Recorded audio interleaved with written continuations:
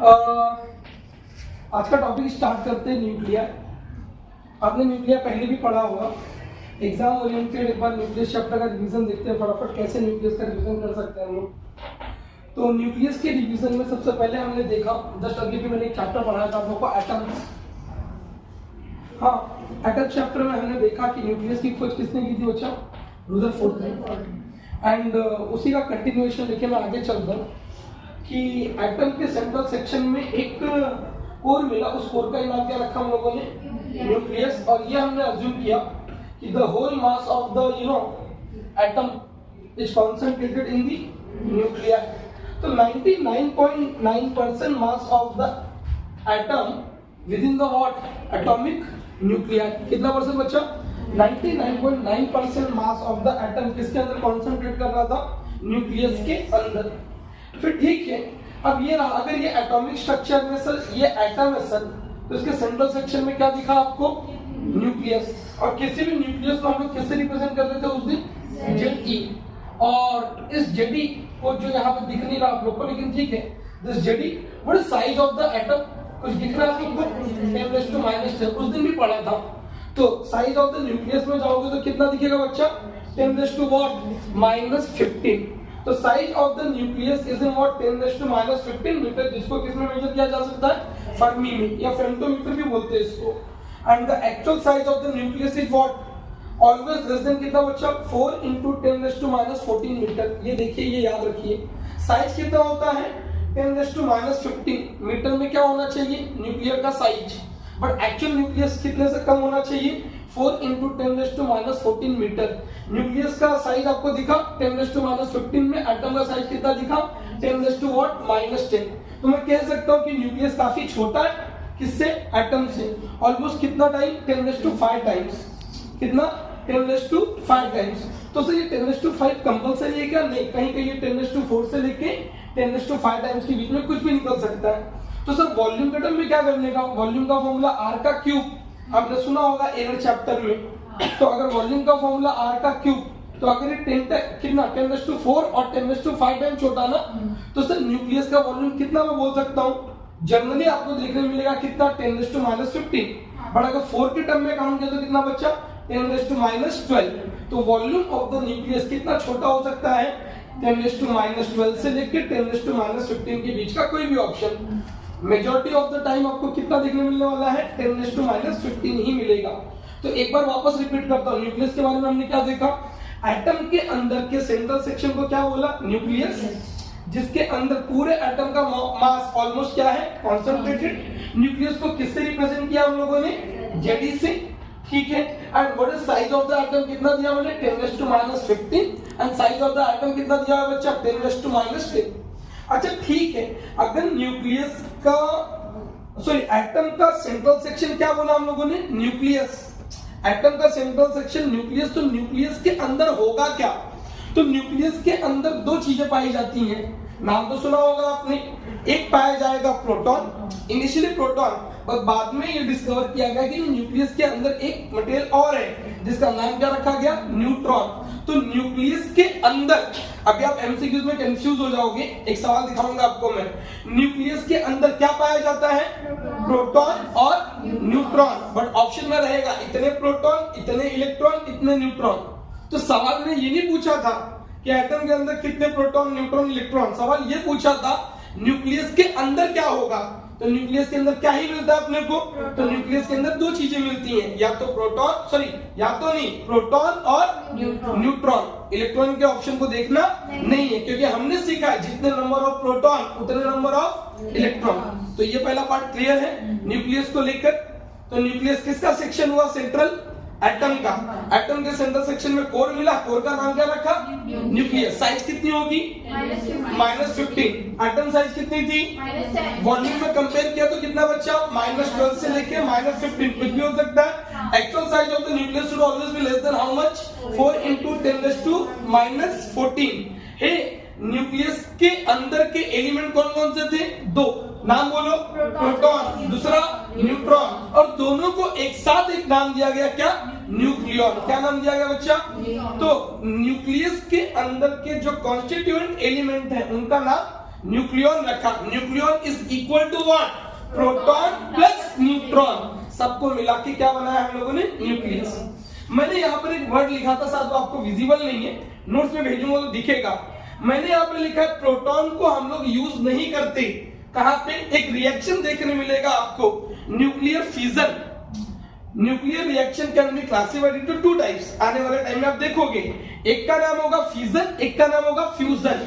Fusion में एक heavy nucleus टूटने वाला है और फ्यूजन में दो छोटे छोटे न्यूक्लियस जुड़ने वाले, मर्ज होने वाले, दोनों में ही एनर्जी लिबरेट होने वाली है। लेकिन सर आपने यहाँ पे सीधा लिखा प्रोटॉन इज नॉट यूज्ड, मैंने लिखा एमसीक्यू में काम तो आ जाएगा, लेकिन एक एक्सेप्शन बताता हूं जो शायद ना पता हो, क्या प्रोटॉन को सच में फिजन में यूज नहीं कर सकते, कर तो सकते हैं, बट प्रोटॉन को अगर आप न्यूक्लियर फिजन में यूज करोगे, यू नीड एनर्जी ऑफ कितना, 6.9 MeV, कितना 6.9 MeV की एनर्जी लगेगी।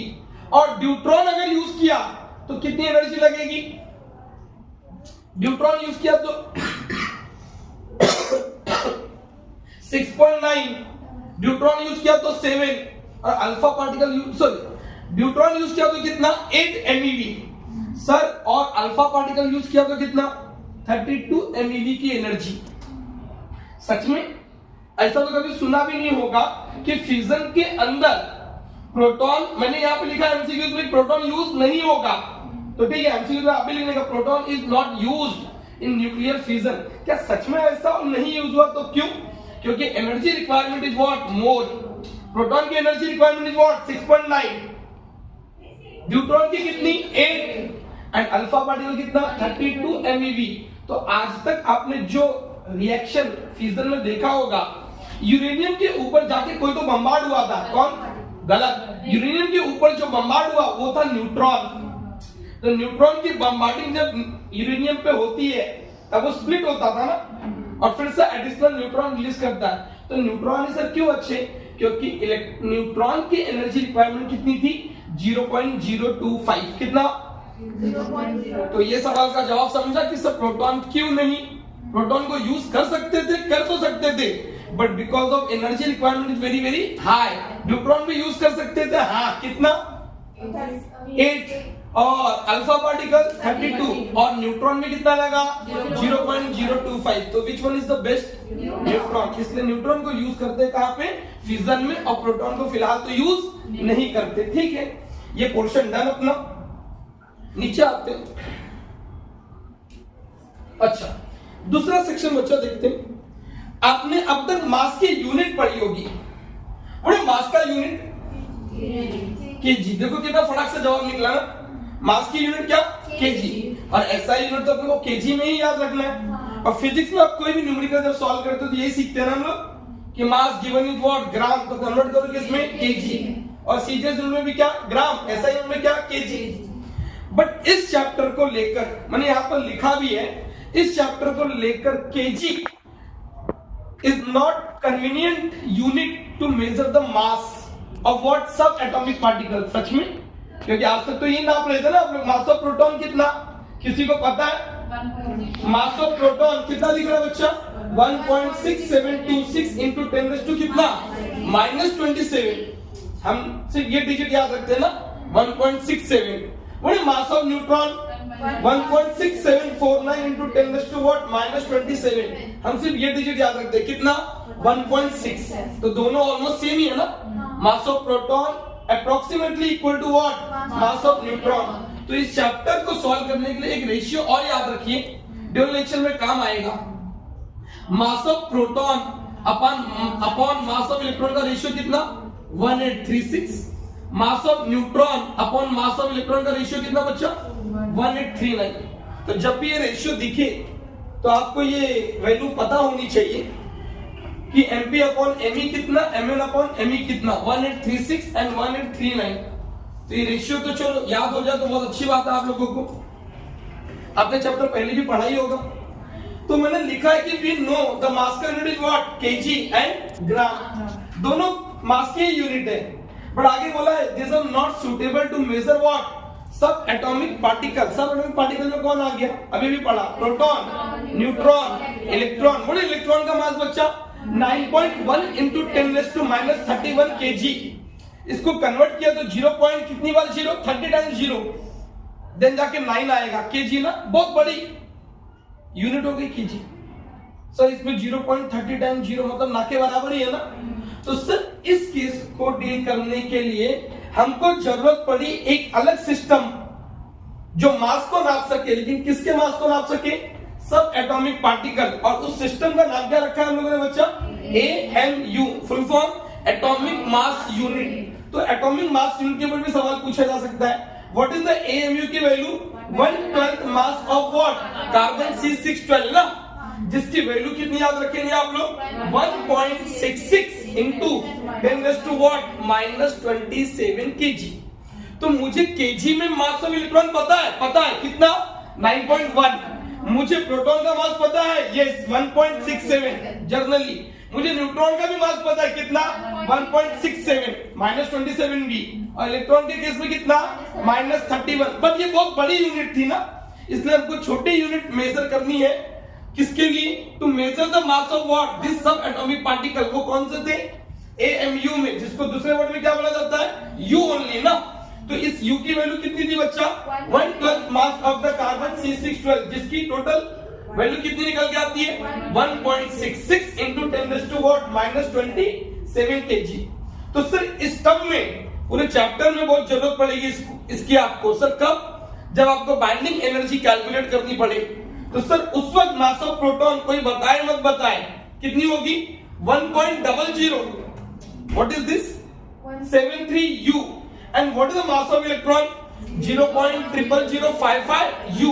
And what is the mass of neutron बच्चा, 1.0087 U। ये आपको पता होना ही चाहिए कि what is the mass है, ये दोनों में क्या फर्क है। इधर kg में अवेलेबल है और इधर U में अवेलेबल है। U में अवेलेबल है मतलब किसके अंदर अवेलेबल है, एटॉमिक मास यूनिट। तो what is mass of proton, फिर से एक बार बोलो, 1.0073 U। Mass of neutron 0087। वहां पे मिले तो बहुत अच्छा है, ना मिले तो याद होना चाहिए आपको, न्यूमेरिकल सॉल्व करने में हेल्प होगा बहुत ज्यादा। And what is the mass of electron, 0.00055 what U। Sir अगर इस U की वैल्यू को मैं यहाँ पे पुट कर दूं, अगेन मुझे यूनिट किसमें अवेलेबल हो जाएगी, kg में, चलेगा क्या। सर ये तो मास की दूसरी यूनिट निकली, जिसको आपने किसमें नापना सिखाया, AMU के अंदर। बस एक ही यूनिट है, एक यूनिट और है। अकॉर्डिंग टू आइंस्टाइन का एक मास एनर्जी रिलेशन आपने सुना होगा कहीं तो, E is equal to what, delta M into what, C square. तो यहाँ से मास का फॉर्मूला बनाइए ना, यहाँ से मास का फॉर्मूला क्या बना बच्चा, energy divide by what, C का क्या, square. What is C, you know speed of light कितना, 3 इंटू 10⁸8। तो मास की यूनिट क्या, एनर्जी डिवाइड बाय C का square, energy divide bye C का स्क्वायर। और किसके लिए बात कर रहा हूं मैं, ये सब एटॉमिक पार्टिकल। तो इसका मतलब आप ये कहना चाहते हो कि इलेक्ट्रॉन से एनर्जी निकल सकती है, यस, कितनी, 0.511 MeV डिवाइड बाय क्या, C स्क्वायर। सर इसको कन्वर्ट किया तो कभी कभी 511 भी लिखा जा सकता है इसको। सर कैसे, मेगा का मतलब कितना था, 10⁶, 3 जीरो गया, डेसिमल हट गया ना, तो 511 किलो इलेक्ट्रॉन वोल्ट। क्या ऐसे प्रोटॉन भी एनर्जी दे सकता है, सर कैसे, क्योंकि according to Einstein energy and mass are interconvertible ना, एनर्जी ही मास है और मास ही एनर्जी।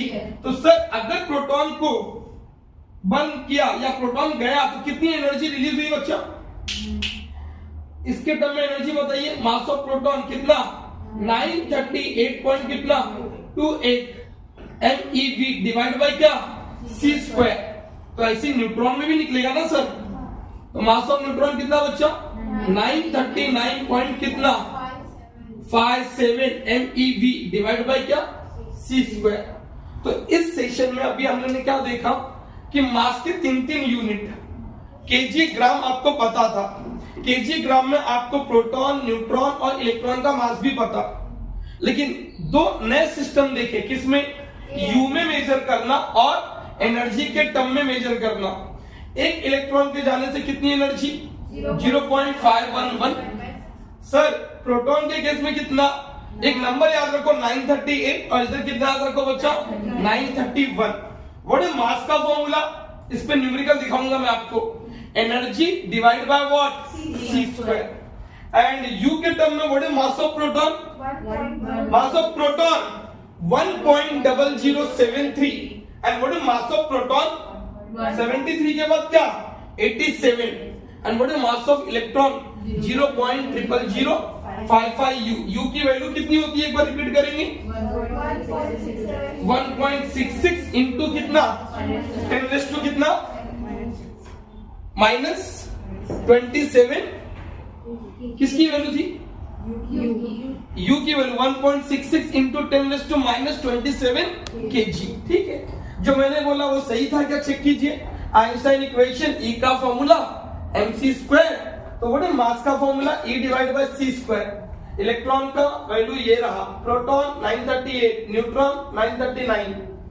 सर कुछ तो नोट लिखा आपने, ये तो मैंने पहले ही बताया, पॉजिटिव चार्ज प्रोटॉन की वजह से वो न्यूक्लियर फ्यूजन में नहीं यूज हो रहा था, ये तो पता है तुमको। दूसरा ये भी मालूम पड़ गया कि energy requirement is too high, कितना 6.9, न्यूट्रॉन होता तो 8, अल्फा होता तो 32। फ्यूजन में यूज नहीं होंगे ऐसा नहीं है, फ्यूजन रिएक्शन हो सकता था, but energy consumption is what very very high, इसलिए यूज नहीं किया। अच्छा, प्रोटॉन किसको बोलते हैं, तो मैंने यहाँ पे लिखा है हाइड्रोजन एटम ही क्या है, प्रोटॉन, दिख रहा है यहाँ पे H11 बराबर, तो हाइड्रोजन एटम ही प्रोटॉन है। प्रोटॉन क्या लिखा है मैंने, स्टेबल है, किधर आउटसाइड द न्यूक्लियस। न्यूट्रॉन की बात करता हूं बच्चा मैं, this is not half, this is what average life period, average life period of whom, दिख रहा है ये न्यूट्रॉन, किधर है ये न्यूक्लियस के अंदर, कितना सेकंड लिखा है बच्चा मैंने 1000 सेकंड। किसने डिस्कवर किया था न्यूट्रॉन को, चैडविक ने। सर न्यूट्रॉन कितने तरीके के, किसी को पता है, न्यूट्रॉन दो तरीके के, एक कौन सा फास्ट और दूसरा स्लो। जो एनर्जी मैंने आपको बताई 0.025 MeV, वो किस न्यूट्रॉन की एनर्जी थी, स्लो न्यूट्रॉन की एनर्जी कितना 0.025 MeV, जिसको हम लोग यूज करने वाले हैं किधर, न्यूक्लियर फ्यूजन में, क्योंकि यूरेनियम को तोड़ने के लिए न्यूट्रॉन तो लगेगा ना, तो न्यूट्रॉन दो तरीके के रिलीज होंगे, एक फास्ट और एक स्लो। हम फास्ट यूज नहीं करने वाले, हम कैसा यूज करने वाले, स्लो। सर फास्ट क्यों नहीं, क्योंकि फास्ट न्यूट्रॉन जैसे यूरेनियम के अंदर जाएगा वो सीधा उसको पेनिट्रेट करके किधर आएगा, बाहर, तो इतना टाइम नहीं मिला कि वो न्यूक्लियस को क्या कर सके, अनस्टेबल, तो इसलिए वहां पर क्या यूज करना था मुझे, स्लो न्यूट्रॉन। ठीक है सर, मैग्नेटिक मोमेंट कितना 9.57 into 10⁻27 ampere metre square. Spin angular momentum की वैल्यू देख लीजिए, न्यूट्रॉन का हाफ लाइफ कितना होता है बच्चा 12 minute, unstable what outside nucleus. Fast neutron जब यूरेनियम के अंदर जाएगा तो वो सीधा एंट्री मारा और बाहर आ गया, तो यूरेनियम को ब्रेक होने के लिए जो उसको अनस्टेबल करना था वो समय मिला क्या, लेकिन स्लो वाला गया तो देखो ना बाय में रिएक्शन देखा रहेगा कैसा स्प्लिट होता है वो, तो स्लो न्यूट्रॉन यूज करना होगा ना कि फास्ट। रीजन आपके सामने था, penetration power is what very very high, तो ये गया और सीधा बाहर आ गया, बट ये गया तो स्लो तरीके से ही बाहर निकलेगा और उसको ब्रेक करके। चलो एक वर्ड लिखा इधर, artificial what transmutation. What is artificial transmutation बच्चों, वो देखिए आर्टिफिशियल ट्रांसम्यूटेशन क्या है, क्या ये आपको दिख रहा है, who is this, nitrogen and what is this, helium, दोनों मिले ना, कुछ तो कन्वर्जन क्रिएट हुआ यहाँ पर, oxygen plus is it hydrogen, no it's called deuterium ना, साथ में कुछ तो एनर्जी रिलीज हुई। रिएक्शन के पहले तो अलग अलग एलिमेंट है ना, ये कौन है, नाइट्रोजन और ये हीलियम, कन्वर्जन देखिए ना बदल गया ना, इस प्रोसेस को क्या बोलते हैं हम लोग, आर्टिफिशियल ट्रांसम्यूटेशन। किसी एक न्यूक्लियस का ट्रांसफॉर्मेशन किसी दूसरे तरीके के न्यूक्लियस में होना क्या कहलाता है, आर्टिफिशियल ट्रांसम्यूटेशन। किसने ढूंढा था, रुदरफोर्ड ने। ये हमें आइडिया देता है किसके बारे में, डिस्कवरी ऑफ इलेक्ट्रॉन प्रोटॉन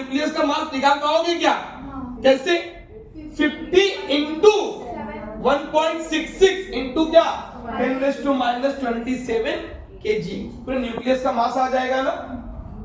ठीक है, तो न्यूक्लियस का रिप्रेजेंटेशन दिखा, कैसे दिखा वो आपने देखा। न्यूक्लियस में नीचे एक नंबर, एक ऊपर नंबर।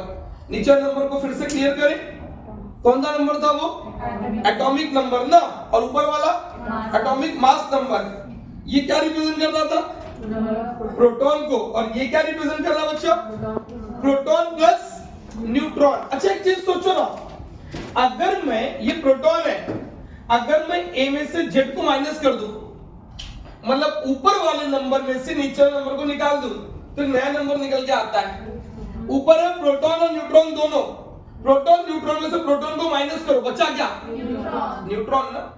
तो A माइनस जेड आपको एक टर्म देता है, उस टर्म का नाम क्या था? Neutron number.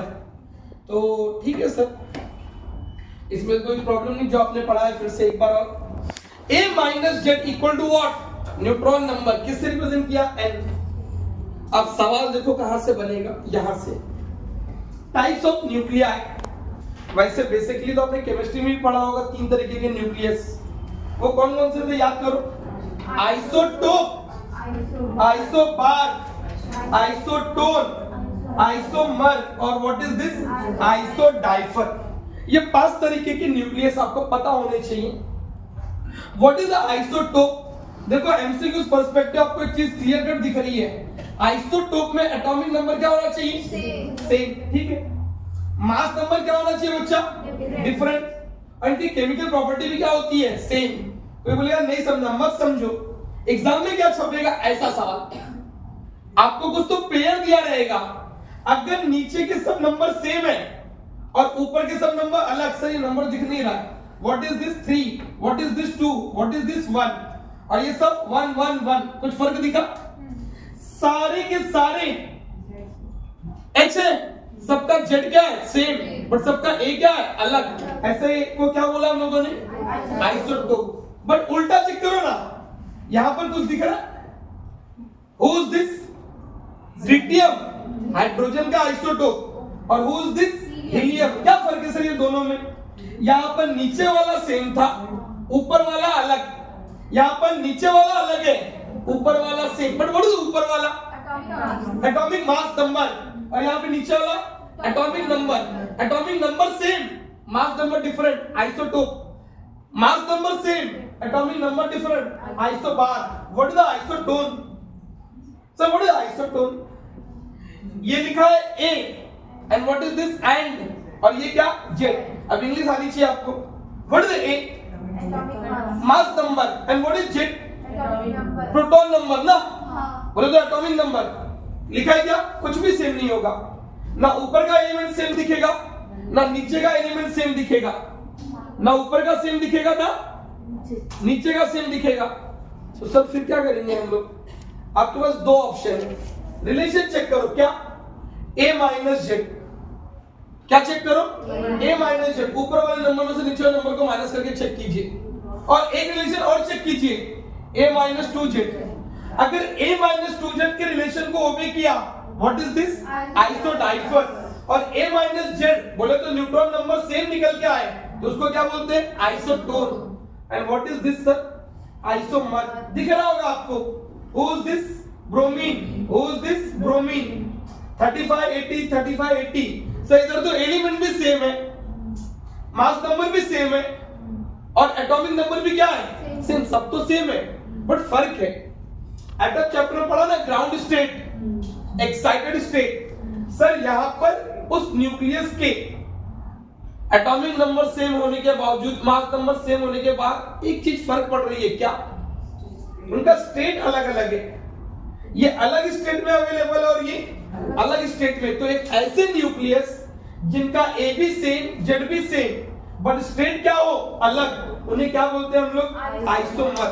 तो कितने तरह के न्यूक्लियस देखे हम लोगों ने, 5। पहला आइसोटोप, दूसरा आइसोबार, तीसरा आइसोटोन, फिर आइसोमर और पांचवा आइसोडाइफर। व्हाट इज आइसोटोप, आइसोटोप में क्या सेम होगा, जेड, क्या अलग हुआ, ए। आइसोबार, ए सेम, जेड अलग। आइसोटोन, ए माइनस जेड। आइसोडाइफर, ए माइनस 2z का रिलेशन मिलना चाहिए। और what is the isomer, element same हो बट उनका स्टेट क्या होगा, अलग अलग। तो सर इस तरीके से टाइप ऑफ न्यूक्लियर भी डन अपना।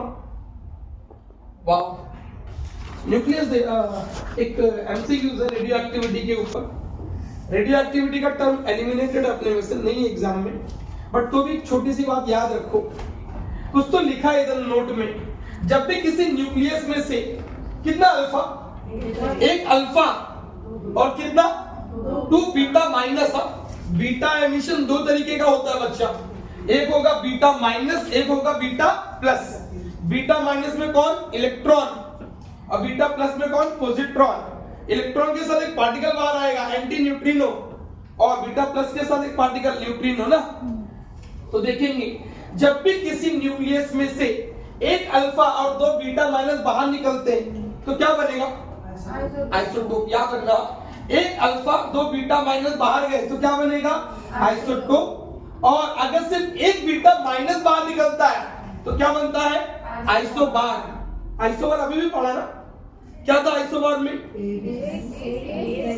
ए सेम रहा, जेड डिफरेंट रहा। कितने से बनेगा वो, एक बीटा माइनस के एमिशन से आइसोबार। सर लेकिन अगर कोई गामा रेडिएशन बाहर निकला तो उस एलिमेंट, उस न्यूक्लियस के अंदर कोई चेंजेस नहीं होगा।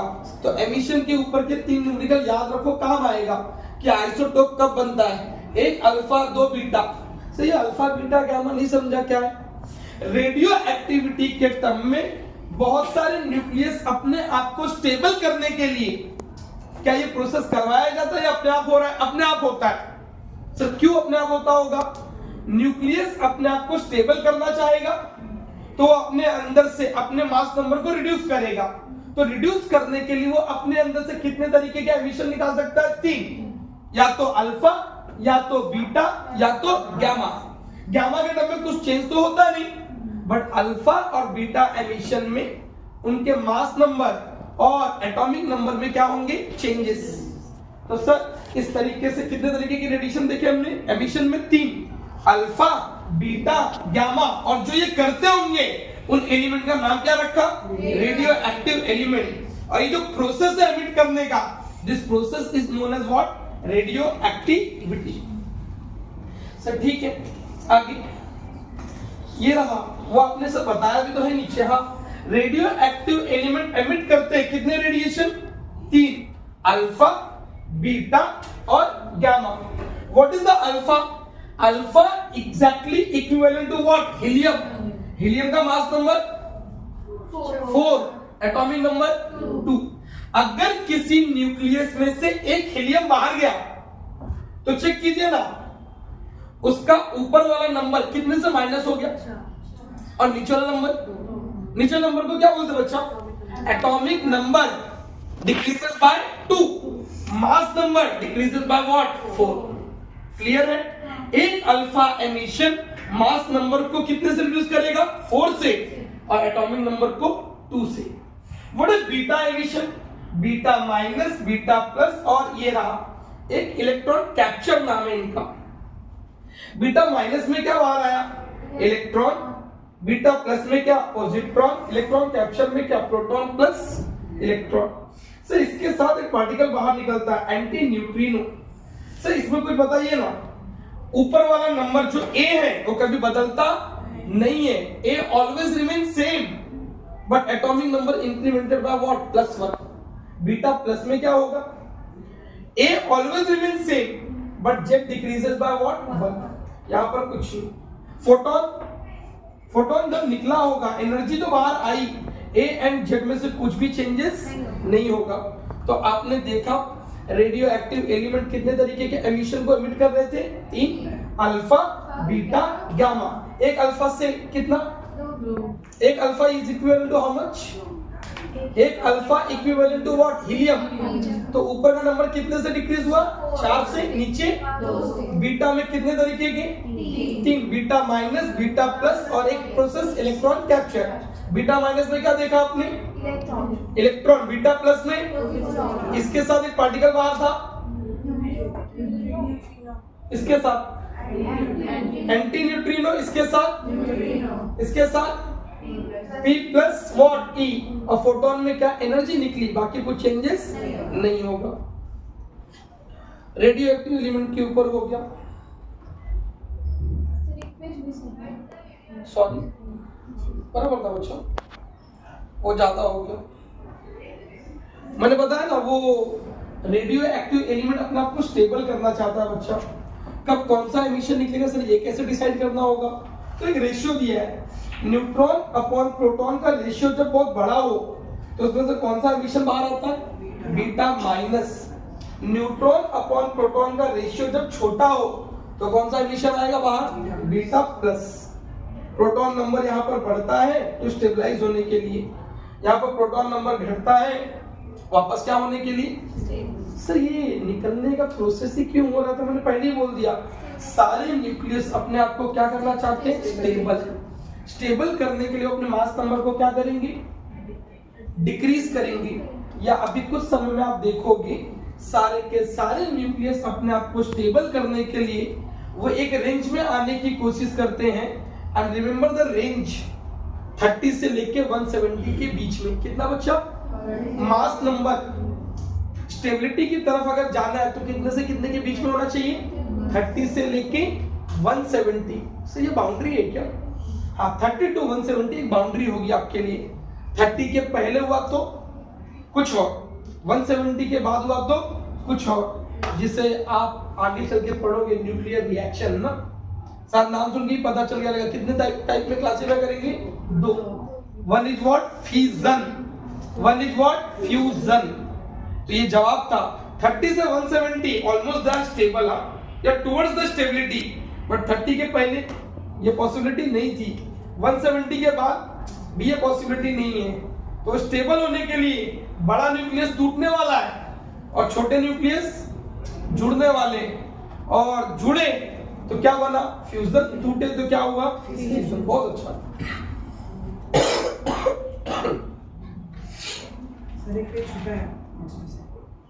चलेगा ना, देखते कुछ भी रहेगा तो टेंशन नहीं।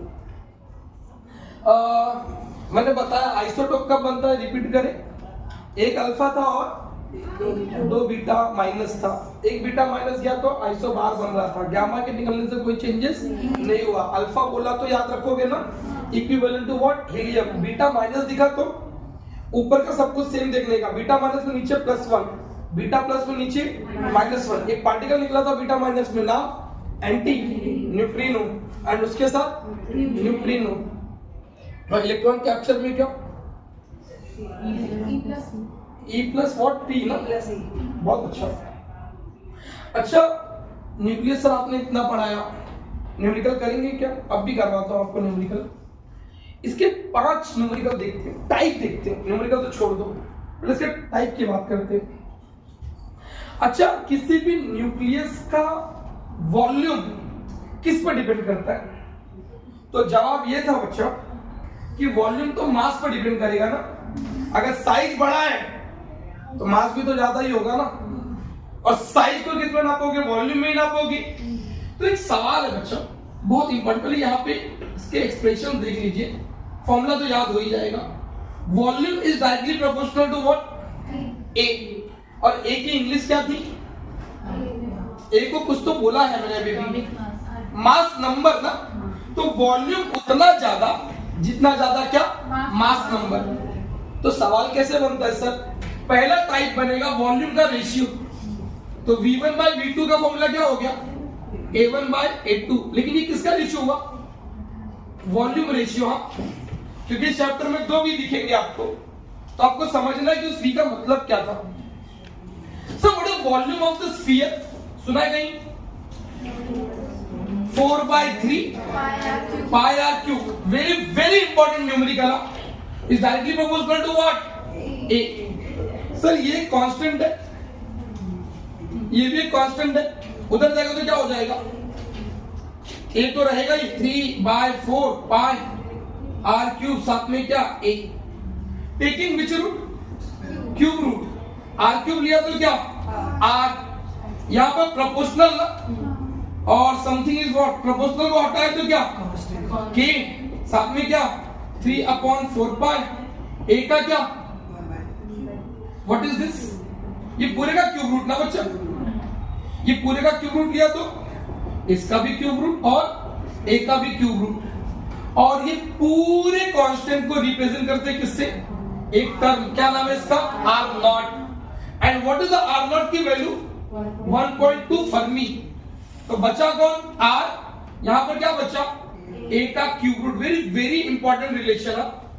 तो radius of any nucleus can be calculated by a formula. What is formula?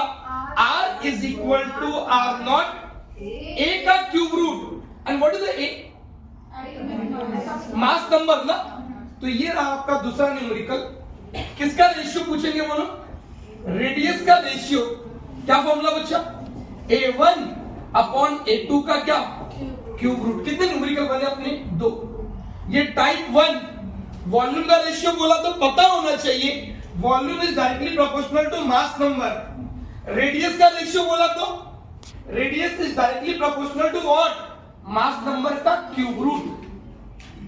Sir ये तो मैं कर लूंगा। अगला एक टाइप और बनेगा बच्चा, जिसमें मैं बात करूंगा किसकी? एरिया की। What is area? Area, sphere का एरिया कुछ याद आ रहा है? Pi r square. What is sphere का एरिया? नहीं, 4 पाई आर स्क्वायर। मस्त ना। 4 पाई को छोड़ दो, ये क्या बचा? सिर्फ आर का square. R for what? Radius. क्या अभी अभी आपने पढ़ा? Radius is directly proportional to what? Mass number का क्यूब रूट। ये ए का मतलब एरिया नहीं है। अगर मैं यहाँ पर एरिया लिखता हूं तो एरिया को मैं किससे रिप्रेजेंट करूंगा आने वाले समय में? एस से। किससे? S stands for what? Surface area which is directly proportional to what? अब यही तो देखने का है। Who is this? लेकिन ये रुको, रिलेशन में मिला नहीं है। पहले मुझे ये पता है, ये r का स्क्वायर है ना, तो surface area is directly proportional to what? r का स्क्वायर। बट r प्रोपोर्शनल है किसको? a का क्यूब रूट। तो इसका स्क्वायर कीजिए ना पहले। जैसे स्क्वायर किया क्या हो जाएगा? ये पावर कितना? 2/3। और r का स्क्वायर कोई और नहीं होता, कौन होता है? Surface area. तो सरफेस एरिया और मास नंबर का रिलेशन क्या निकल के आया? S1/S2 का फॉर्मूला क्या? A1/A2 का कौन सा पावर? 2/3 पावर। कितने टाइप बता दिए मैंने? 3। पहला वॉल्यूम रेशियो बोला तो directly proportional to mass number. Radius ratio बोला तो मास नंबर का क्यूब रूट। एरिया का रेशियो बोला तो मास नंबर का कौन सा पावर? 2/3। अब मोस्ट इंपॉर्टेंट है, ये सवाल बनेगा। कब से सुन रहे थे ना आप लोग? न्यूक्लियस स्प्लिट होता है, स्प्लिट होता है, स्प्लिट होता है, टूटता है न्यूक्लियस। एक चैप्टर था, मुझे याद आ रहा है, आप लोग को याद आएगा क्या? कोलिजन। एक न्यूक्लियस ब्रेक हुआ, दो छोटे छोटे न्यूक्लियस में ना, टूटने के पहले वो न्यूक्लियस चल रहा था क्या? टूटने के पहले न्यूक्लियस स्टेशनरी रहा होगा ना, टूटने के पहले स्टेशनरी न्यूक्लियस, स्टेशनरी वर्ड बोले तो वेलोसिटी तो जीरो हो गया ना, तो मोमेंटम भी कितना हो गया, जीरो ना, तो initial momentum is what, zero. लेकिन जैसे ब्रेक हुआ तो कितने फ्रेगमेंट बने, दो। तो एक स्टेशनरी न्यूक्लियस जब टूटता है तो उन दोनों न्यूक्लियस के मोशन एक दूसरे के क्या होंगे, अपोजिट। तो फाइनल मोमेंटम समझते हो, मोमेंटम मोमेंटम का फॉर्मूला मास इनटू वेलोसिटी ना। तो सर सवाल आएगा, बहुत इंपॉर्टेंट है बच्चा, 3 टाइप हुए थे, 2 और। When a stationary nucleus breaks into what, two smaller nuclei, they move in opposite direction. और उस कंडीशन में initial momentum zero, opposite direction था ना, initial momentum is equal to what, final momentum. लोग पूछेंगे सर माइनस क्यों लिखा, plus minus opposite direction की वजह से ये इस तरफ आ गया। m1 v1 equal to what, m2 v2। what is the m, mass, what is this, velocity, velocity mass। तो what is velocity का ratio, v1 by v2 is equal to what, m2 by क्या, m1। सही, ये सच में important था बहुत ज्यादा, क्योंकि इसी चैप्टर में v का मतलब कुछ लोग क्या समझ लेंगे, वॉल्यूम। तो अगर चैप्टर पढ़ रहे तो इसको क्लियर रहेगा ना, volume proportional to mass number है, but who is this, velocity का रेशियो मास नंबर की क्या आ रहा है, इनवर्सली। तो सर m2 की जगह पे क्या आ जाएगा, a2 by a1। Who is this, velocity what, ratio, चलेगा। और सबने पढ़ा होगा काइनेटिक एनर्जी का फॉर्मूला क्या बच्चा, half mv square. Kinetic energy का फॉर्मूला क्या, हाफ mv स्क्वायर ना। तो काइनेटिक एनर्जी किसको प्रोपोर्शनल है बच्चा, वेलोसिटी को ना। और सर ये तो फॉर्मूला है कि इसका काम नहीं आएगा मेरे को, इस पे अगर वीडियो देखूंगा तो रॉन्ग हो जाएगा। ये फॉर्मूला कहां से लगाया, कुछ याद है, इस फॉर्मूले का एक नाम था, law of conservation of linear momentum. जो ये कहता है मोमेंटम ऑलवेज कंजर्व। तो अगर मोमेंटम कंजर्व तो काइनेटिक एनर्जी का फॉर्मूला कौन सा वाला काम करेगा, p square upon 2m। p अगर कांस्टेंट है तो काइनेटिक एनर्जी और मास का रिलेशन इनवर्सली ये रहा, ke1 अपॉन ke2 का फॉर्मूला क्या, m2 अपॉन m1 बोले तो a2 अपॉन a1। तो कितने टाइप के न्यूमेरिकल बोल दिए मैंने, 5। पहला volume ratio directly proportional to mass number. दूसरा सरफेस एरिया का रेशियो, मास नंबर को 2/3। रेडियस का ratio, what is this, cube root of the what, mass number. And second velocity ratio बोला, inversely proportional to mass. Kinetic energy का ratio बोला, inversely proportional to mass. Nucleus टूटा तो उस process में क्या कंजर्व रहा, मोमेंटम। कौन सा, एंगुलर मोमेंटम भी कंजर्व ही होगा तो ये रहा सारे टर्म जो मैंने आपको सिखाए, सच में दिया हुआ है सर, हाँ दिया है ना। रेडियस का रेशियो बोला तो a1 by a2 का कौन सा root, cube root. Surface area का रेशियो, मास नंबर का कौन सा पावर, 2/3। जब भी कोई न्यूक्लियस ब्रेक हुआ मतलब टूटा तो क्या कंजर्व रहा, लीनियर मोमेंटम। तो सर काइनेटिक एनर्जी का रेशियो बोलो या वेलोसिटी का रेशियो बोलो, प्रोपोर्शनल टू व्हाट, डायरेक्टली या inversely, mass number a2 by a1, a2 by और मास नंबर का क्यूब रूट था ना। अगर मैंने क्यूब रूट को हटाया तो रेडियस का क्या बन गया, क्यूब बन गया ना, क्योंकि r का फॉर्मूला है a का क्यूब रूट। तो मुझे पूरा a चाहिए तो उसका तो क्यूब करना पड़ेगा ना। तो ये फॉर्मूला आप जरूर देखिएगा, काम आएगा आपको। वाह, शुरू में ही बात किया आपसे मैंने कि केजी और ग्राम सबको पता था ना, यू कुछ लोगों को पता था, अब तो पता ही चल चुका है। U is a term which is used to measure the mass of what, which particle, subatomic particle. सारी वैल्यू भी याद होनी चाहिए। 0.00055 U for what, electron. 1.0073 for what, proton. And 1.0087 for what, neutron. Sir ये तो you के term में बताया, एनर्जी के टर्म में बताओ। एनर्जी के टर्म में इलेक्ट्रॉन की एनर्जी कितनी, 0.511 MeV ना। किलो में देखा तो केईवी, एंड न्यूट्रॉन नंबर नहीं याद होता तो 938 और न्यूट्रॉन के टर्म में 939 MeV ना divide by C square. Wow, वही तो था। मास एनर्जी रिलेशन क्या बोलता है? मास ही क्या है और एनर्जी ही क्या है? E is equal to what? mc square. Very very important numerical लिख के लो, छपरा ये भी। मास की वैल्यू अगर कितनी हो जाए 1 AMU, m की जगह में क्या पुट कर दो 1 AMU into what? C square. 1 AMU की वैल्यू कितनी? 1.6। तो सर अगर 1 AMU बर्न हुआ तो कितनी एनर्जी रिलीज हुई है? 931.5।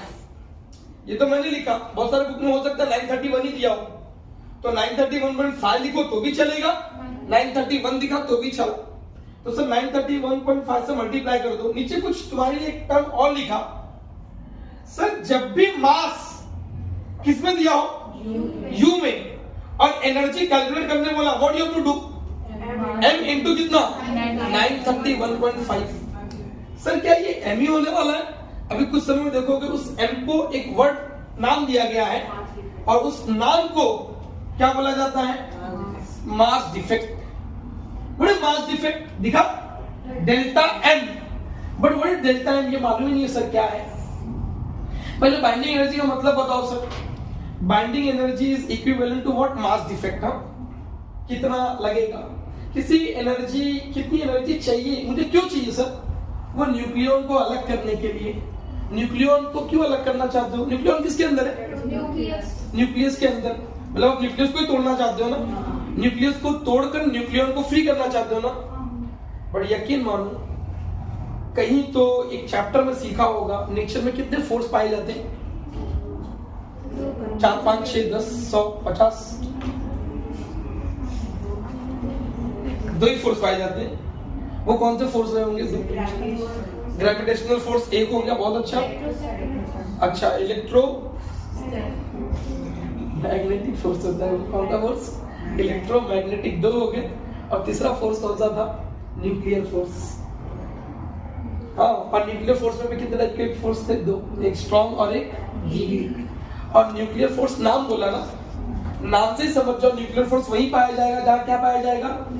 न्यूक्लियस। और वहीं पे सिखाया गया कि सबसे स्ट्रॉन्गेस्ट फोर्स इन नेचर अगर कोई है तो कौन है वो? न्यूक्लियर फोर्स है। कौन सा फोर्स है? Nuclear force. इसका कोई है जो तो न्यूक्लियर फोर्स सबसे स्ट्रॉन्गेस्ट फोर्स है।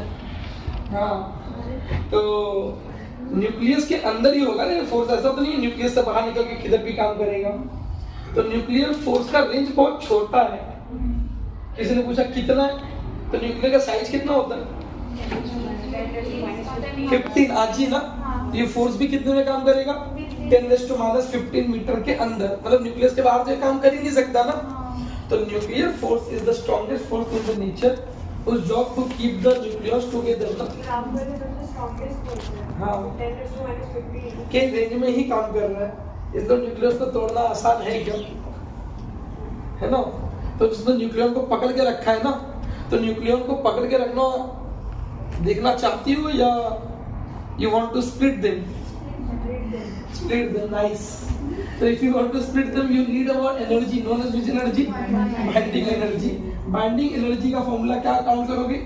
Delta m into c square. Delta m का नाम क्या हो गया? Mass defect. बट मुझे मास डिफेक्ट का मतलब ही नहीं मालूम सर। है मालूम है तुम लोग को? न्यूक्लियस में क्या क्या पाया जाता है? प्रोटॉन और न्यूट्रॉन। न्यूक्लियस के अंदर ना। हे, प्रोटॉन को क्या लिखा? अलग से वजन किया। वजन कैसे करोगे? मुझे नहीं पता इसके अंदर कितने प्रोटॉन है, तुम्हें पता है क्या? हाँ, है ना पता? Z. Z is the atomic number ना। एटॉमिक नंबर ही प्रोटॉन है ना। तो सर जेड प्रोटॉन अवेलेबल है, तो कितने न्यूट्रॉन अवेलेबल है? ए माइनस जेड। एक प्रोटॉन का मास कितना? mp। mp का मतलब मास ऑफ प्रोटॉन। तो एक प्रोटॉन का मास इतना, कितने प्रोटॉन है? इतने। दोनों को मल्टीप्लाई कर दिया तो क्या निकल गया? Total mass of proton. कितने न्यूट्रॉन अवेलेबल है? a minus Z. एक न्यूट्रॉन का मास कितना? mn। मल्टीप्लाई कर दिया, क्या मिल गया? Total mass of neutron.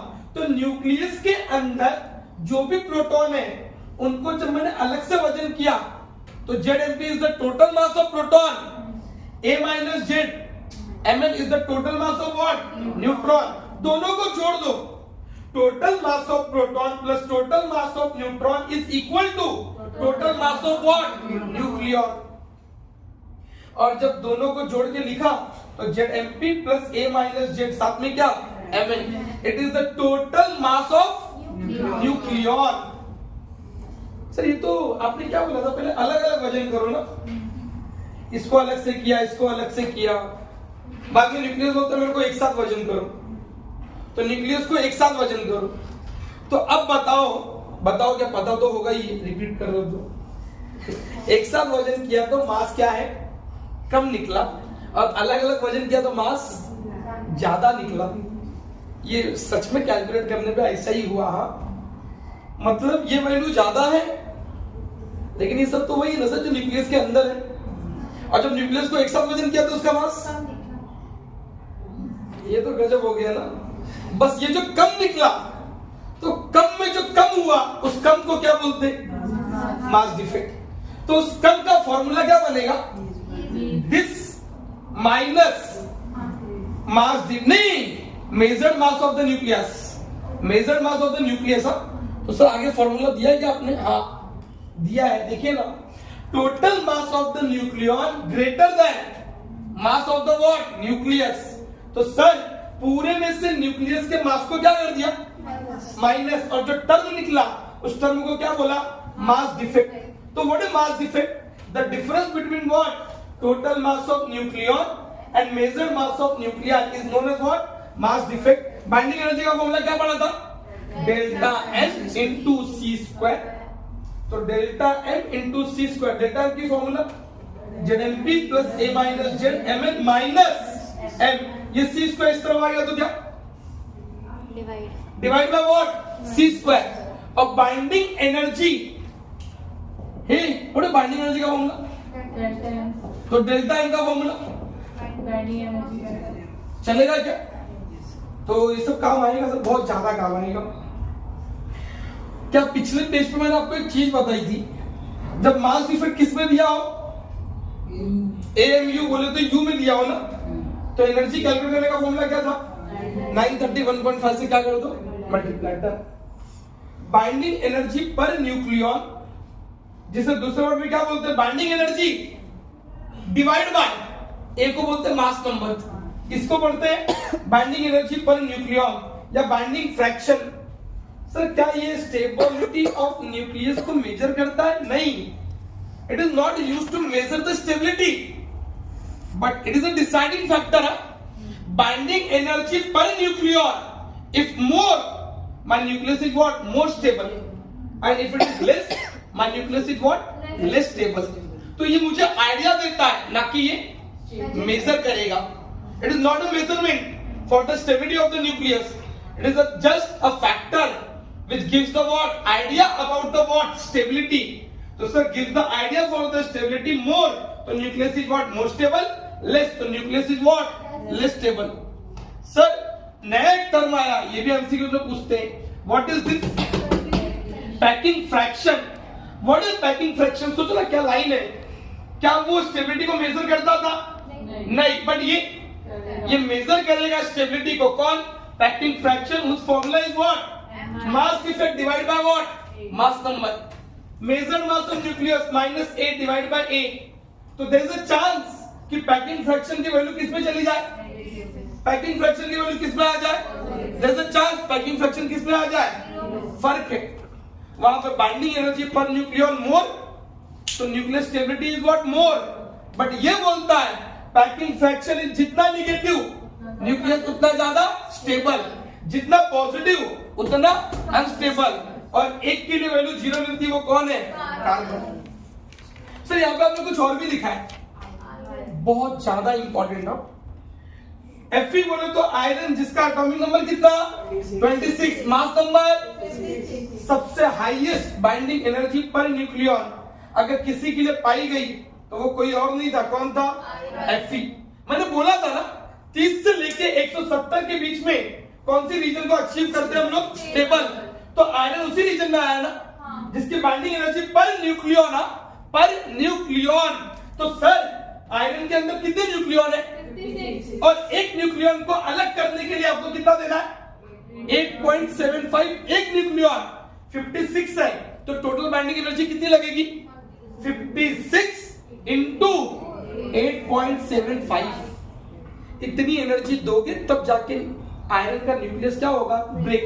But problem ये कि ब्रेक होगा ही नहीं, क्योंकि इस मतलब सबसे सबसे सबसे सबसे ज्यादा स्टेबल अगर कोई है तो कौन है? जिसको ना फ्यूजन से मतलब है ना फ्यूजन से मतलब है। ठीक है, वो तो समझा मुझे, मैक्सिमम हो गया। हाँ, इसके पहले अनस्टेबल, इसके बाद भी अनस्टेबल। कौन? यूरेनियम। सर शुरू में जब मास नंबर बढ़ रहा है तो बाइंडिंग एनर्जी पर न्यूक्लियन बढ़ रहा है, reaches to which value? Maximum. फिर मास नंबर के बढ़ने से बाइंडिंग एनर्जी पर न्यूक्लियन का कर्व कम हो रहा है। किसके लिए कम हो गया? यूरेनियम। कितना? 7.7 MeV। चलेगा क्या? तो शुरू में मास नंबर के बढ़ने से बाइंडिंग एनर्जी बढ़ी, कहां पहुंची? स्टेबिलिटी पे। फिर मास नंबर का बढ़ रहा है तो बाइंडिंग एनर्जी पर न्यूक्लियन क्या हो रहा है? घट रहा है। बाइंडिंग एनर्जी पर न्यूक्लियन के घटने का मतलब समझ में आ गया? अनस्टेबिलिटी। एक रेंज में पहुंचा तो स्टेबिलिटी, और शुरू के मास नंबर से बढ़ने से इसमें भी न्यूमेरिकल बनेगा। सर कर्व भी हो गया। वाह, ये वही बात जो उधर लिखा था। बाइंडिंग एनर्जी पर न्यूक्लियन मुझे बताएगा कि रिएक्शन कैसा है, फ्यूजन या फिजन। फ्यूजन मतलब दो लाइटर न्यूक्लियर मर्ज होंगे और एनर्जी रिलीज होगी। सर इसमें कितनी एनर्जी रिलीज होती है? इसमें एनर्जी रिलीज होती है ऑलमोस्ट 6 MeV के आसपास, और फ्यूजन में एनर्जी रिलीज होती है बहुत कम, पॉइंट में रिलीज होती है। तो which reaction is better? Fusion. Sir but ये हो नहीं सकता जल्दी। सर क्यों? क्योंकि इसको करवाने के लिए भी need high temperature and pressure, almost 10⁷ to 10⁸ kelvin के आसपास। कहाँ पे पाया जाता है ये? सन और सोलर रेडिएशन के अंदर।